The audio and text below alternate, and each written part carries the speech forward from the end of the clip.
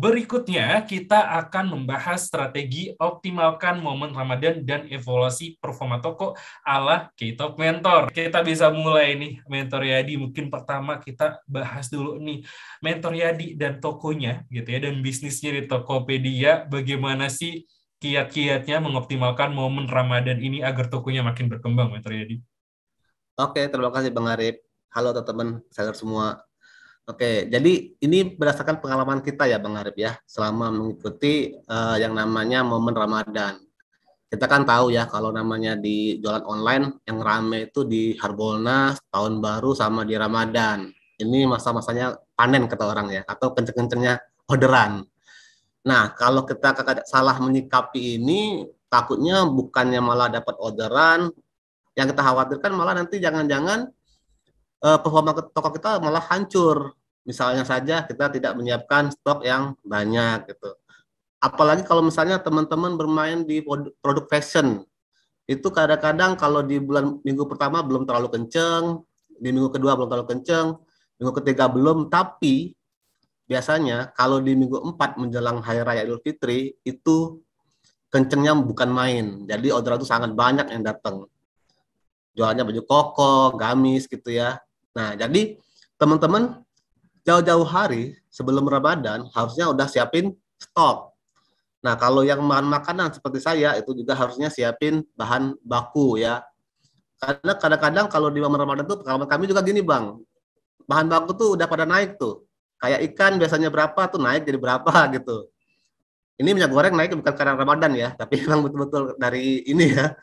Nah, jadi teman-teman harus siapin kira-kira permintaannya berapa, stok butuhannya berapa, itu dari jauh hari.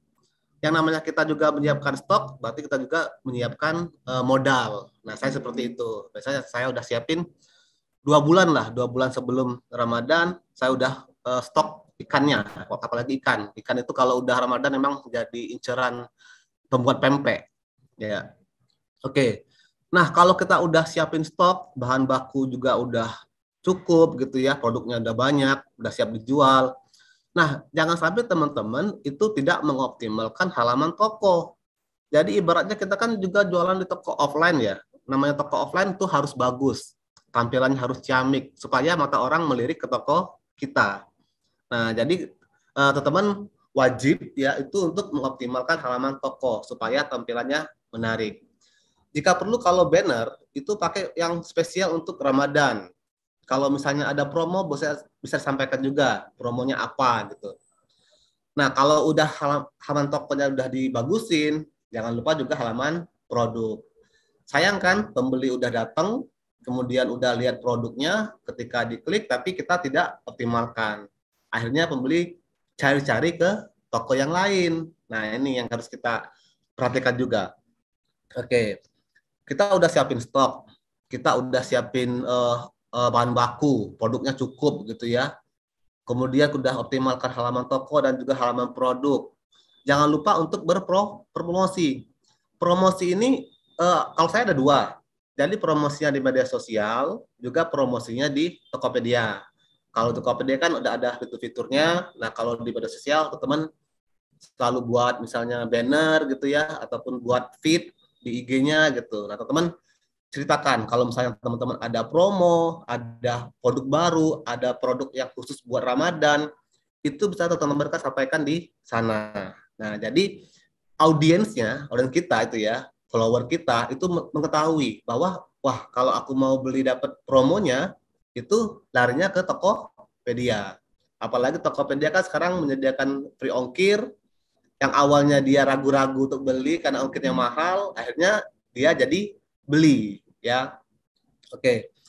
Terus yang harus kita pahami juga, kita harus memantau performa, kita harus evaluasi gitu. Jangan sampai nanti orderan banyak kita nggak bisa penuhi, atau chatnya banyak kita nggak bisa jawab dengan cepat gitu. Akhirnya performa turun. Jadi pembeli itu kan dia akan melihat nih, yang namanya kita jual online, kita adalah menjual kepercayaan. Dia nggak kenal sama kita, kita juga kenal sama pembeli gitu kan. Kemudian lihat performa kita, chatnya rendah gitu, pengiriman lambat, dan akhir-akhirnya dia nggak percaya. Akhirnya dia akan mencari toko yang lain. Nah, Jadi performa ini sangat penting. Ketika orang masuk ke toko kita, minimal dia lihat dulu deh, chatnya berapa persen nih. Di atas 95% itu udah bagus. Kemudian pengirimannya cepat atau lambat. Apalagi yang namanya kak saya kan mainnya di makanan. Makanan itu kalau lambat nanti kayak orang milihnya, wah enakan pakai Gojek deh gitu kata dia ya. Apalagi yang luar Jakarta, pengen dia kan, apalagi di masa-masa awal Ramadan, yang mereka itu buka pertama kali itu pakai pempek kadang-kadang. Nah, kita harus selalu pantau ini. Karena kalau ini yang jadi turun, khawatir di minggu kedua, minggu ketiga Ramadan malah anjlok. Nah, jadi kalau kita pantau dengan baik, terus performanya juga bagus, di hari minggu kedua, ketiga, bahkan keempat, itu yang panennya, itu tetap bisa dapat orderan yang sangat banyak. Oke, terus kita wajib nggak evaluasi? Setiap kali kita melakukan tindakan, kita wajib untuk evaluasi. Apalagi misalnya kita memakai iklan.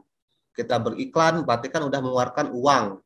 Kalau kita tidak evaluasi, ya itu tadi namanya teman-teman pasti akan boncos, tidak mau mencoba lagi. Padahal teman-teman yang udah pakai top ads itu biasanya mendapatkan orderan yang sangat banyak.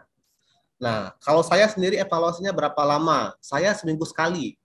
Jadi seminggu sekali saya akan cek toko saya.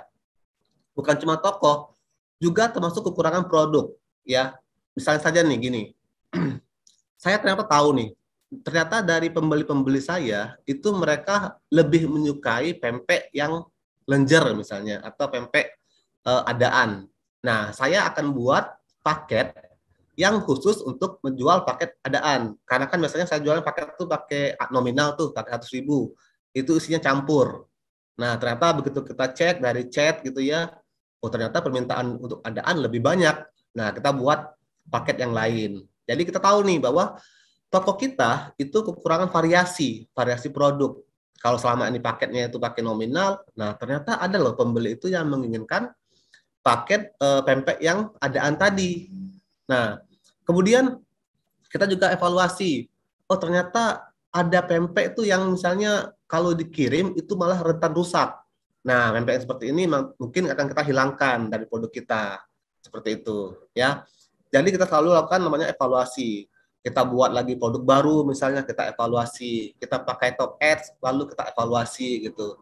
Terus kalau kita pakai banner ini, gimana hasilnya, bagus nggak? Kita evaluasi juga, ya. Nah, jadi selalu lakukan pembaruan, melakukan promosi, lalu evaluasi. Nah, terus biasanya kalau saya tuh melihatnya itu kalau ngecek toko ya, saya melihat kira-kira produk saya tuh dilihat orang berapa kali gitu. Kemudian konversinya berapa, apalagi kalau saya pakai top ad. Saya keluar modalnya berapa untuk beriklan, kemudian saya dapat penjualannya juga berapa. Nah, enaknya sekarang di Tokopedia itu ada fitur yang yaitu namanya wawasan toko. Jadi kita bisa dapatkan satu statistik gitu ya, satu tempat yang menampilkan langsung seluruh dashboard. Kita langsung tahu tuh berapa konversinya gitu ya, berapa penjualan, itu langsung dapat dari satu halaman. Ini yang enaknya. Oke, terus gunanya apa sih kita mengetahui ini? Nah, kita bisa tahu nih, ternyata misalnya ya, kita dengan iklan 200.000, kita mendapatkan pendapatan yang 5 juta rupiah misalnya. Bagaimana kalau misalnya kita tingkatkan menjadi 400.000 rupiah? Nah, mungkin meningkat menjadi 10 juta. Terus coba lagi yang lain. Jadi dengan kita melihat di fitur ini, kita bisa menentukan nanti kita mau pakai mau pakai tambah atau enggak top ad-nya gitu ya, atau mau tambah produk baru. Nah, itu bisa dilihat pakai yang di sini ya. Lalu selain dari fitur sound toko, juga ada fitur untuk wawasan kunjungan. Kita tahu nih, apakah pembeli kita itu berasal dari sosial media ataupun dari luar Tokopedia, atau datangnya memang dari Tokopedia. Nah, misalnya nih, kita cek ternyata banyak dari Tokopedia ya, berarti dari dalam tuh pembeli masuk buka Tokopedia, kemudian dia mungkin mengetikkan produk yang kita jual. Nah, berarti kan dapatnya dari Tokopedia nih. Nah, berarti kita bisa meningkatkan mungkin top ad-nya, mungkin promo lain-lainnya gitu ya, bundling segala macam. Nah, tapi kalau misalnya kita ingin lebih lagi, selain dapat dari Tokopedia, kita juga men-share ataupun memposting di media sosial. Nah, itu bisa teman-teman cek tuh, kira-kira berapa persen nih, berapa persen yang ada di media sosial, melalui media sosial ya, dan berapa persen orang yang datang ke toko kita itu melalui Tokopedia-nya. Nah, itu bisa dilihat dari wawasan kunjungan. Nah, ini kita benar-benar sangat dibantu. Kalau dulu kita debak-debak nih, kira-kira orang ini dapatnya dari mana ya? Apakah dari sosial media nih, dapat dia membeli toko kita, atau dari Tokopedia? Jadi kita bingung. Kalau kemarin belum menebak, sekarang udah ada datanya. Ya, kita dikasih data berapa orang yang datangnya dari sosial media, berapa orang yang dapat dari Tokopedia, seperti itu.